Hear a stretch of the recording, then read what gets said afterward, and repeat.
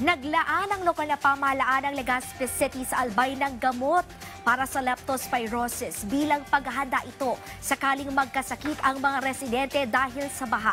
Yan ang ulat ni Connie Kalipay ng Philippine News Agency, Albay.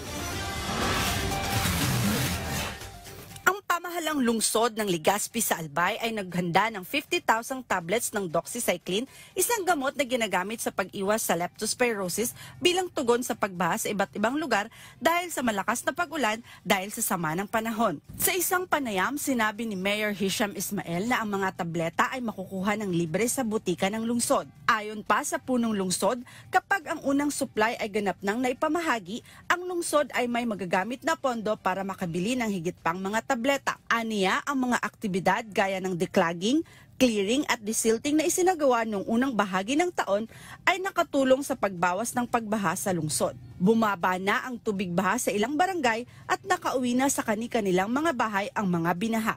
Mula sa Philippine News Agency, Connie Kalipay para sa Pambansang TV sa Bagong Pilipinas.